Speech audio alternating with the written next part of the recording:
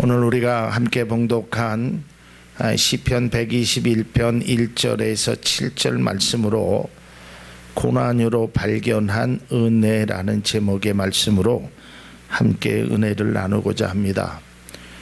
우리가 익히 알다시피 이 발견이라는 것은 원래 있었던 것을 깨닫는 것이 발견입니다. 그러니까 없었던 것이 아니라 있었던 것을, 내가 몰랐던 것을 알아지고 찾아지는 것이 발견이고, 발명은 없었던 것을 새롭게 이렇게 누군가의 손에 의해서 만들어지는 것을 보통 우리는 발명이라고 합니다. 이 발견에는 아주 굉장히 유명한 일화가 있습니다. 아마 여러분들도 학창시절에 다 한 번씩 들어봤던 일화가 될 것입니다. 그 시실리아의 히에론 왕이 자기 자신이 받은 이 왕관이 이 순금으로 만든 건지 아니면 은이 섞이고 다른 불순물들이 섞여 있는지 이것이 굉장히 궁금했습니다. 그래서 당시에 물리학자고 수학자였던 아주 귀한 아르키메데스에게 이 문제를 해결하라고 이렇게 숙제를 내줍니다. 근데 단 조건이 있죠.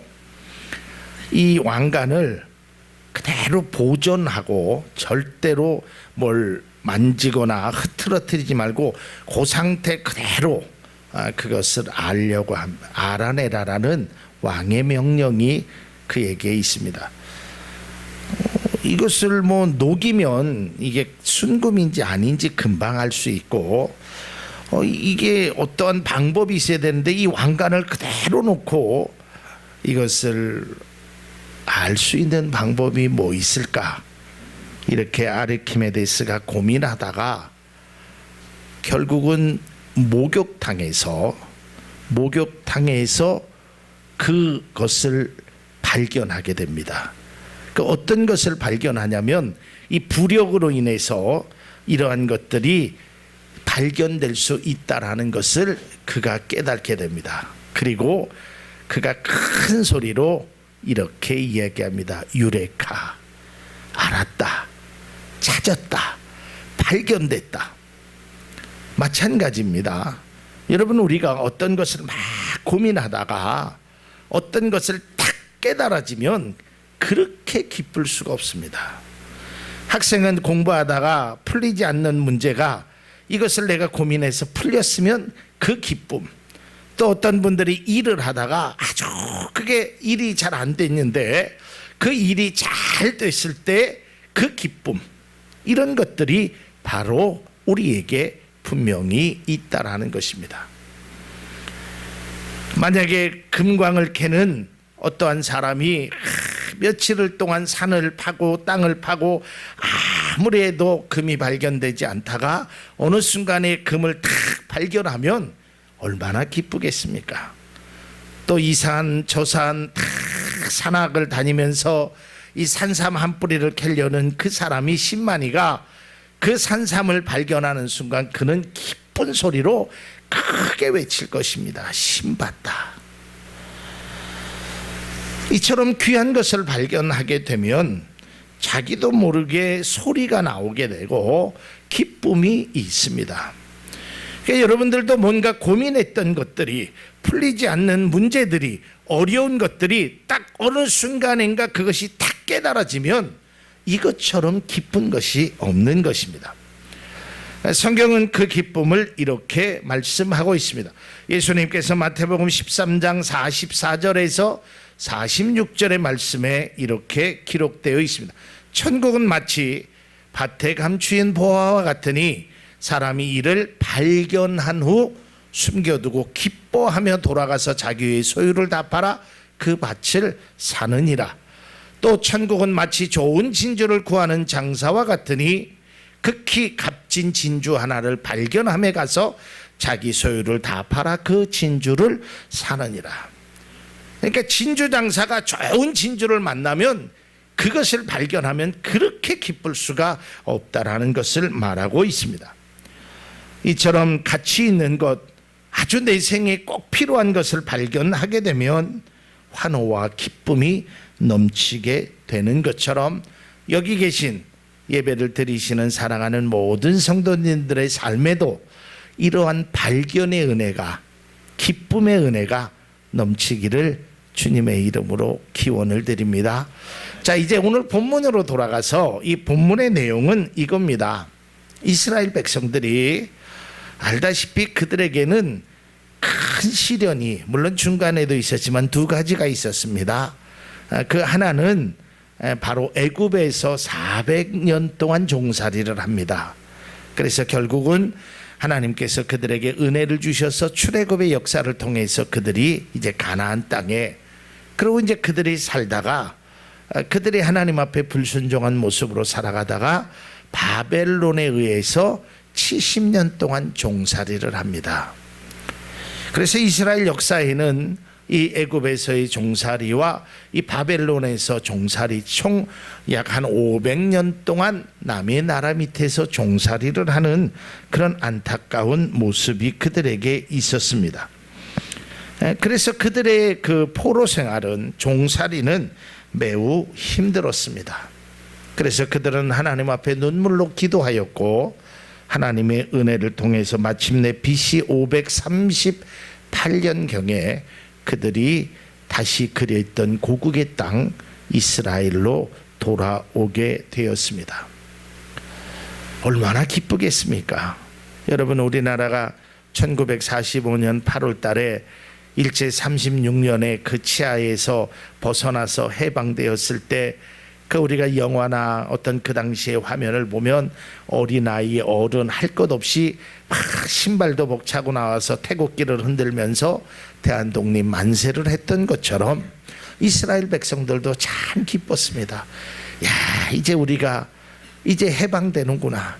우리가 예루살렘을 향하여 가는구나. 그런데 그 해방의 기쁨도 잠시뿐이었습니다.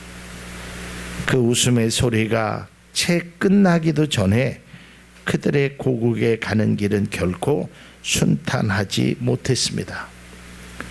강을 건너야 하고 메마른 사막과 거친 광야의 길을 걸었고 또는 사나운 짐승의 위험이 도사리고 있었을 뿐만 아니라 배고픔과 추위와 고통의 길을 걷게 되었다는 것입니다. 그래서 그 과정을 다 끝낸 후에 이제 하나님 앞에 예배를 드리러 올라가는 그때 만들었던 시가 바로 오늘 시편 121편의 내용인 것입니다.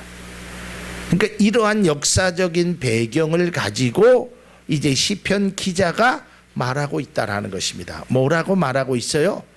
내가 산을 향하여 눈을 들리라. 나의 도움이 어디서 왔나? 그러니까 그가 고난이 있었습니다. 그들에게는 70년의 포로 생활이 있었을 뿐만 아니라 포로 생활의 귀환하는 과정 속에서도 굉장히 많은 어려움이 그들에게 있었습니다. 근데 그 어려움을 통해서 그들이 발견한 것이 있었습니다. 그것이 바로 하나님의 은혜였다라는 것입니다.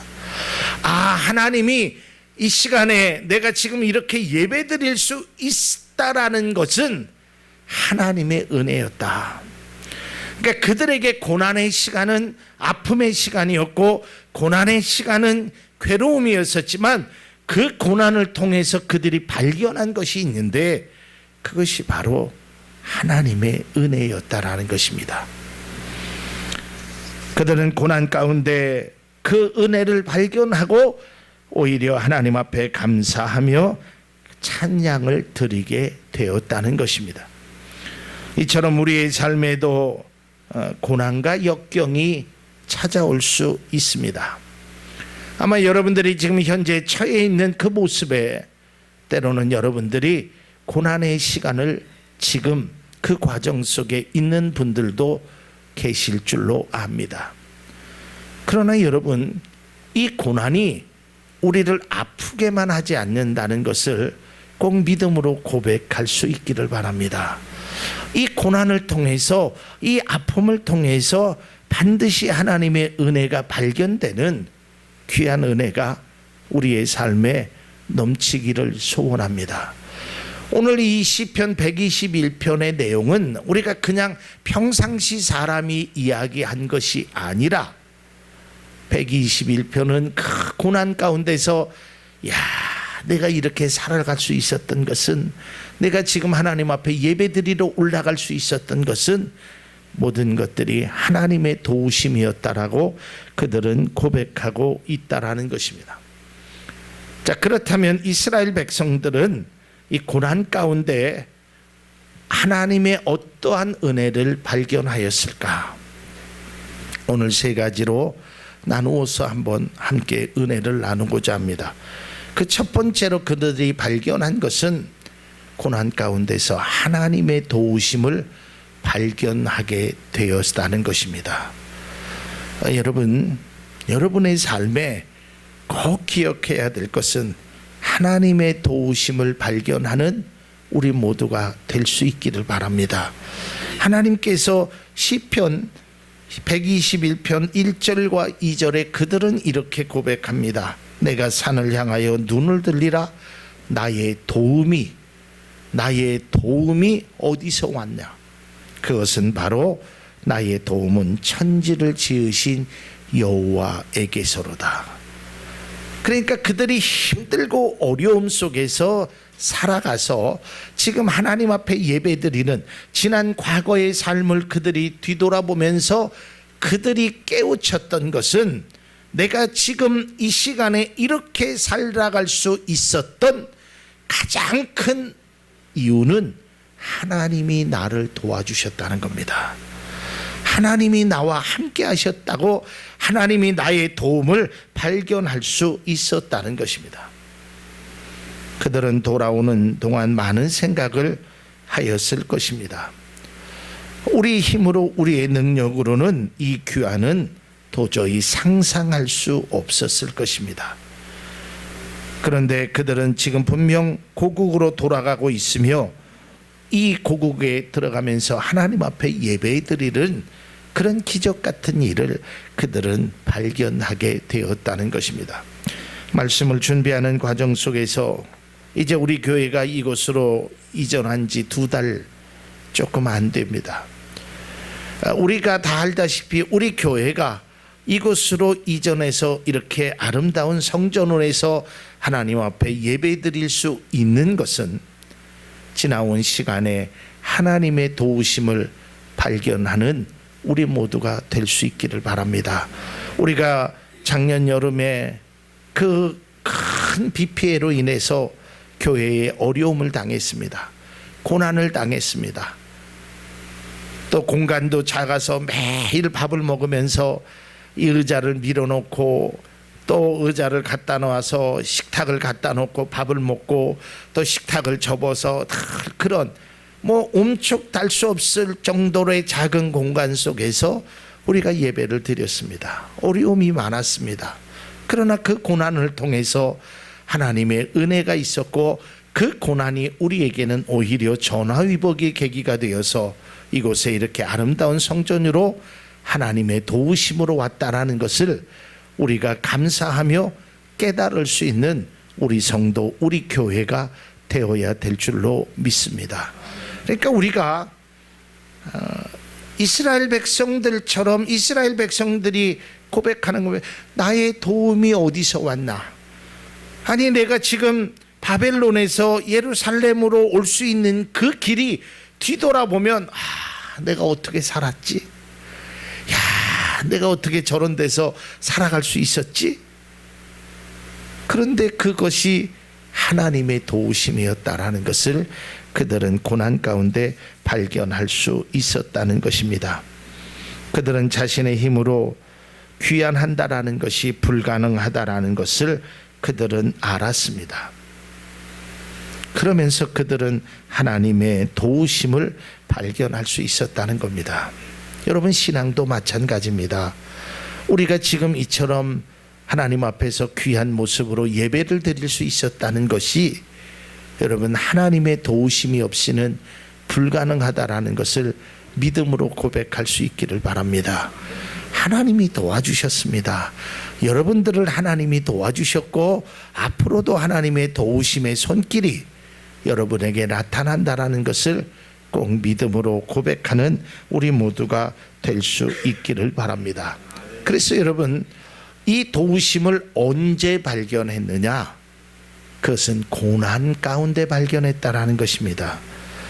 그러기에 때로는 고난이 우리에게 유익이 될 수 있다라는 것입니다. 이스라엘 백성들이 그전에는 하나님이 도와주셨음에도 불구하고 그 도와주심을 깨닫지 못했다는 것입니다. 마치 이런 것입니다. 우리가 평상시에는 그 귀중함을 깨닫지 못하는 것들이 많이 있습니다. 그 중에 하나가 우리가 가지고 있는 건강인 것입니다. 나는 뭐 아직 젊은데, 나는 뭐 걱정 없어. 그러나 여러분, 내가 건강을 한번 잃고 나면 건강이 얼마나 귀하다는 것을 깨닫고 하나님의 도우심으로 건강을 회복했다라는 것을 믿음으로 고백하게 되는 것입니다. 제가 아는 그 선생님 한 분은 차를 운전하다가, 보통 시골길은 좁은 차선 아니겠습니까? 근데 늘 뭐 그렇게 다녔기 때문에 늘 그냥 그 가는 것이 그냥 아무런 문제 없이 지나갔습니다.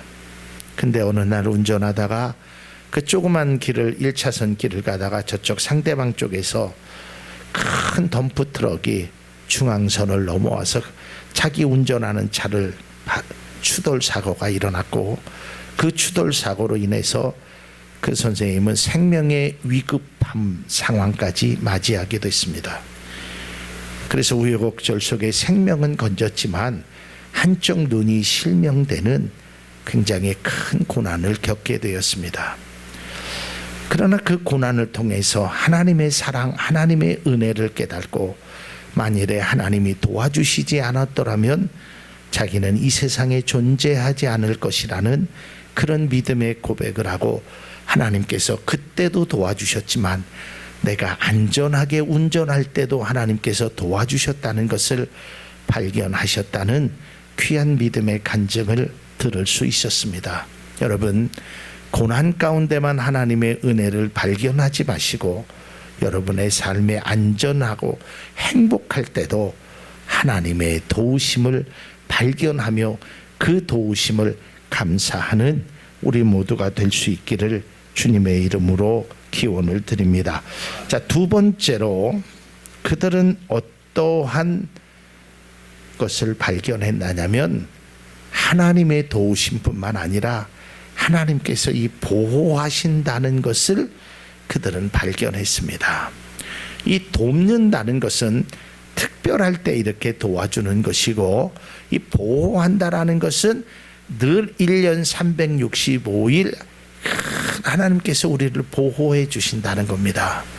오늘 특별히 성경 말씀에 보면 3절에서 7절까지의 말씀을 보면 계속해서 나를 지키시는 이가 졸지도 아니하시고 주무시지도 아니하시고 오른손에 또 오른쪽에 내 그늘이 되시고, 계속적으로 그들은 하나님의 도우심을, 또한 하나님의 보호하심을 그들은 발견했다라고 말하고 있습니다. 이스라엘 백성이 70년 동안 포로 생활을 하고 그동안의 삶을 회고할 때 그들의 고난과 아픔은 수도 없이 많았습니다. 그러나 이러한 삶을 통해서 뒤돌아보고 나니까 그때는 깨닫지 못했는데, 우리 하나님께서 나를 보호하셨구나. 내가 그때 눈물을 흘릴 때 나 혼자인 줄 알았는데 내 눈물을 닦아주시고 내 손을 붙잡아 주시는 그 하나님이 있었구나라는 것을 발견하게 되었다는 것입니다. 우리들도 때로는 이런 고백을 합니다. 내가 지금까지 살아온 거 보면 기적인 것 같아.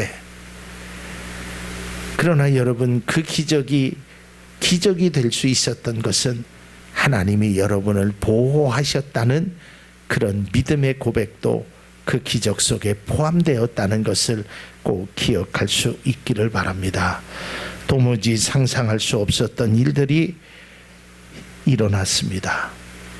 야, 내가 포로에서 돌아가더니 야, 나에게도 이러한 꿈과 같은 일들이 일어나다니, 이것은 바로 하나님의 보호하심 속에 이루어졌다라는 것을 우리는 기억해야 하는 것입니다.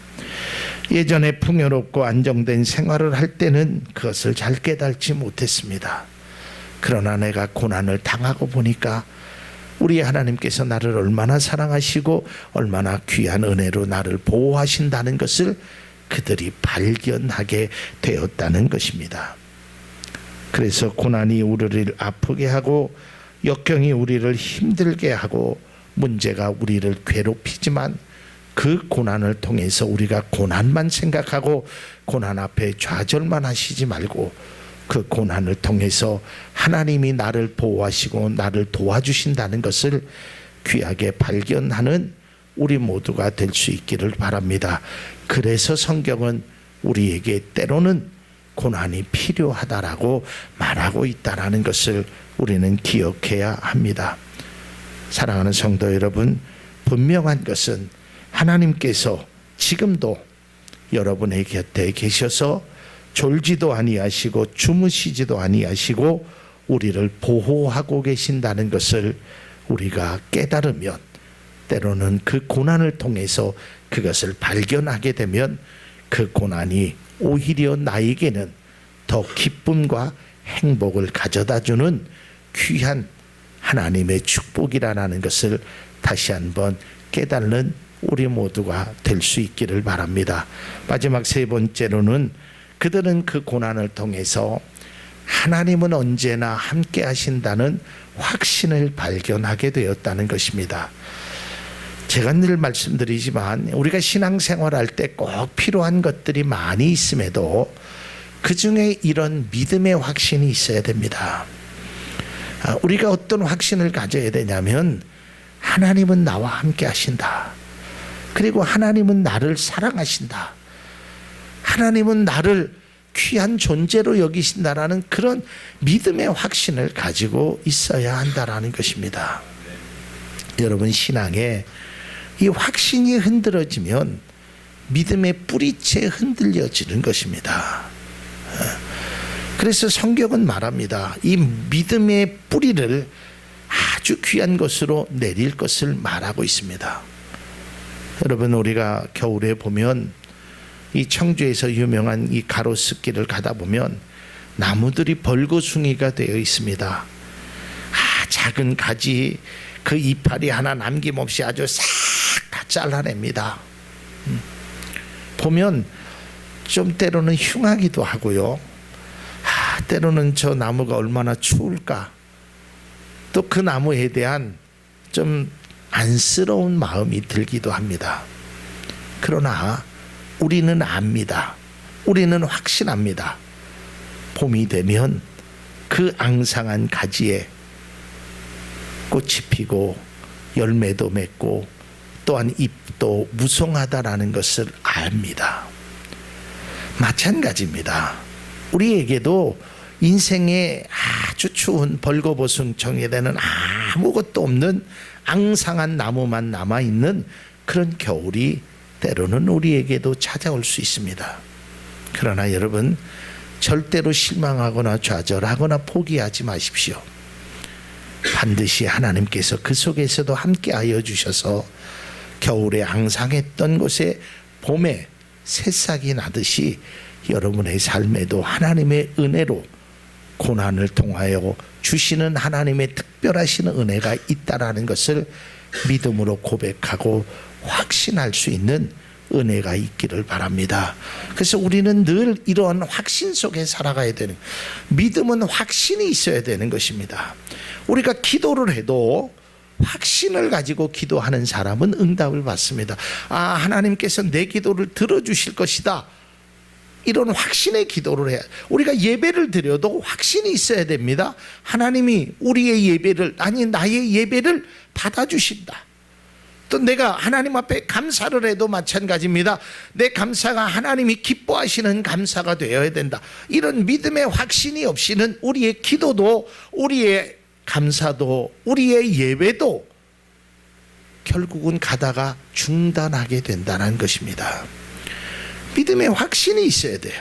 내가 이 길을 가면 반드시 하나님께서 원하시는 그 종착역이 올 것이다. 믿음의 표대를 가지고 달려가는 것입니다. 때로는 힘들고 어려움이 있지만 그 확신만큼은 흔들려서는 안 된다는 것입니다.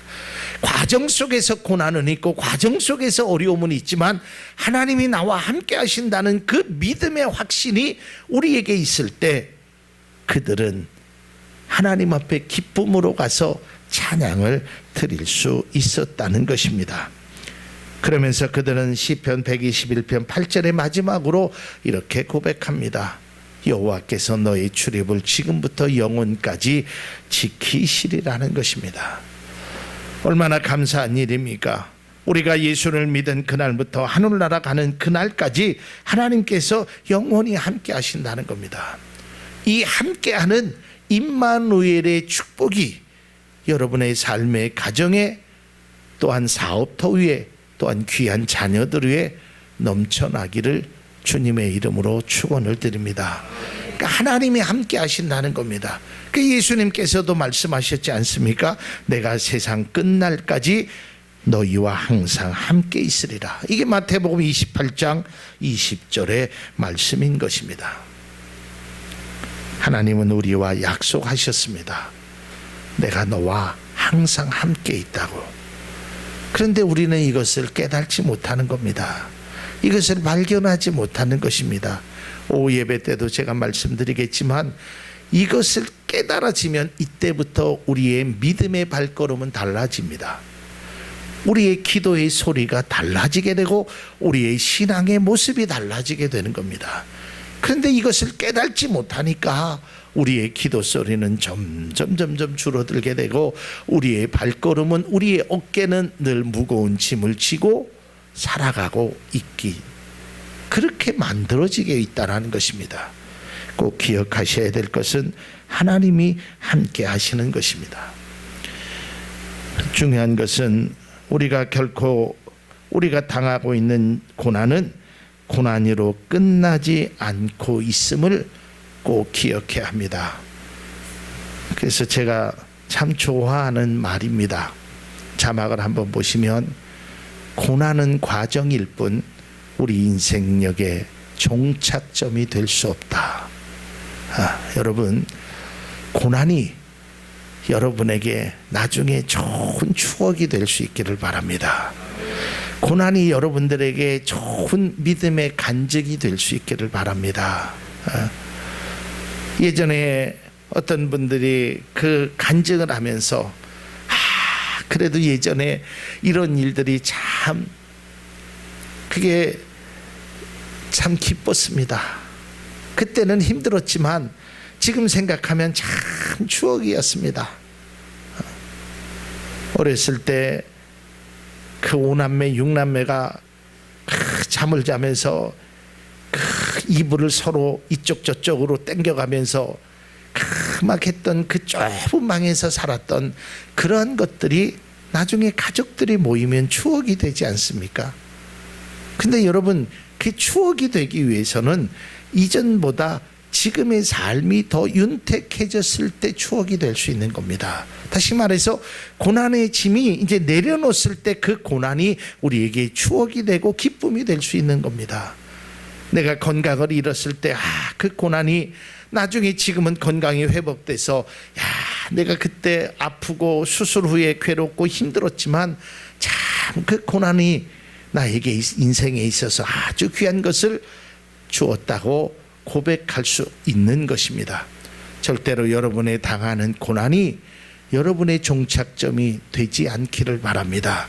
이 고난이 과정 속에서, 이 과정이 여러분들의 하나님의 은혜를 깨달는, 하나님의 도우심을 깨달는, 하나님이 함께 하심을 발견하는 그러한 귀한 고난이 우리의 삶에 있어야 된다라는 것입니다.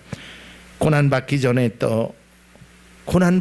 나의 삶과 고난받은 후에 나의 삶이 달라져야 하는 것입니다. 이전에는 몰랐던 하나님의 사랑을 우리가 깨달아 알아야 하는 것입니다. 그래서 우리는 고난 가운데, 오늘 이스라엘 백성들이 고백했던 것처럼 하나님의 은혜를 발견하고 기쁨으로 행복한 길을 걸어갈 수 있는 우리 모두가 될 수 있기를 바랍니다. 그리고 우리는 늘 고백해야 하는 것입니다. 언제나 고백해야 하는 것이 있습니다. 그것은 바로 내가 산을 향하여 눈을 들리라. 나의 도움은 오직 하나님이십니다. 이러한 늘 삶의 고백이 우리의 고백이 될 수 있기를 바랍니다.